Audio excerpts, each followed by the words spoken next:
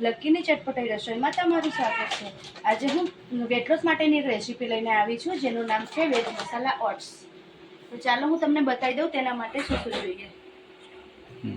જો અહીં મેં એક મોટી નંગ ડુંગળી લીધી છે, ગાજર લીધું છે, કેપ્સિકમ, ટમેટો, ફણસી, લાલ મરચું, લીલું મરચું, લસણ। તમારી પાસે જે બી વેજીટેબલ હોય એ તમે એડ કરી શકો છો। હું અહીં 3 જણ માટે બનાવું છું એટલે મેં આટલી ક્વોન્ટિટીમાં લીધું છે। જો તમે 1 જણ માટે કરતા હોય તો તમે થોડી થોડી ક્વોન્ટિટીમાં લઈ શકો છો। આ બધું અહીં હું તેલ યુઝ કરું છું। સૌથી પહેલા હું તેની અંદર લસણ એડ કરું છું। તમારે જીરું એડ કરવું હોય તો તમે કરી શકો છો। હું લસણ સરસ આપણું સતરાઈ રહ્યું છે। હવે હું તેની અંદર સમારેલી ઝીણી ડુંગળી એડ કરું છું અને આપણે તેને 2 થી 3 મિનિટ માટે શેકવાનું છે। પછી આપણે તેની અંદર બીજી સબ્જી એડ કરશું। હવે હું તેની અંદર ફણસી એડ કરું છું કારણ કે ફણસીને ચડતા થોડીક વાર લાગશે એટલે હું પહેલા તેને એડ કરી લઉં છું। હવે હું લીલા મરચાં એડ કરું છું।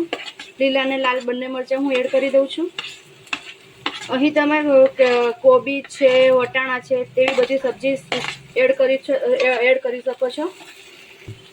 હવે હું ગાજર અને કેપ્સિકમ બંને એક સાથે એડ કરું છું કારણ કે બંનેને ચડતા થોડીક જ વાર લાગશે એટલે હું બંને એક સાથે એડ કરું છું। હવે હું તેની અંદર ટામેટા એડ કરું છું અને આ બધાને આપણે સરસ રીતે હલાવી લેવાનું છે। બધી સબ્જી મિક્સ થઈ ગઈ છે। હવે આપણે તેને ઢાંકીને ચડવા દેવાનું છે। હવે આપણે ચેક કરી લઈએ આપણી સબ્જી ચડી ગઈ છે કે નહીં। બધું શાક સરસ ચડી ગયું છે। હવે આપણે તેની અંદર ઓટ્સ એડ કરવાના છે। મસાલો કરતા પહેલા આપણે આવી રીતે તેને સરસ હલાવી દેવાનું છે જેથી કરીને પહેલા એમને ચડી જાય પછી આપણે મસાલો કરશું। પહેલા મસાલો કરી દઈશું ને તો મસાલો નીચે ચીપકી જશે અને બળવાની સ્મેલ આવવા લાગશે। ઓટ્સ સરસ શેકાઈ ગયા છે। હવે આપણે તેની અંદર મસાલો કરી લઈએ। અહીં હું જરૂર મુજબ મીઠું એડ કરું છું, થોડો ગરમ મસાલો, લાલ મરચું પાવડર 1 ચમચી જેટલું લીધું છે મેં, અડધી ચમચી જેટલી હળદર લીધી છે, અડધી ચમચી જેટલું ધાણા જીરું પાવડર। આ બધાને સરસ હલાવી લેવાનું છે। જરૂર મુજબ પાણી એડ કરવાનું છે। અહીં આપણે ઓટ્સની થિકનેસ થોડીક પાતળી જ રાખવાની છે જેથી કરીને આપણને ખાવામાં મજા આવે એટલે હું પાણી થોડું વધારે એડ કરું છું।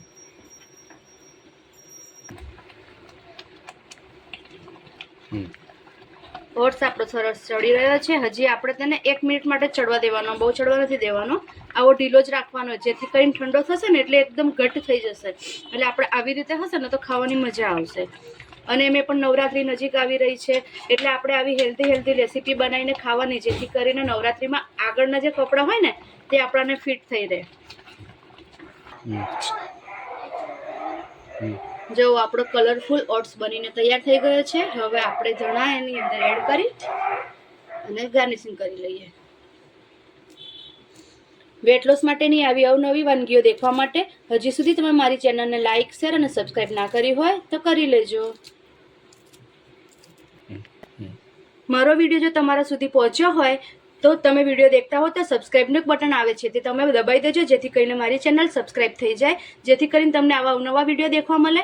અને તમે લોકો મને કમેન્ટ કરજો કે તમે ક્યાંથી મારો વિડીયો જોઈ રહ્યા છો જેથી કરીને મને ખુશી થશે।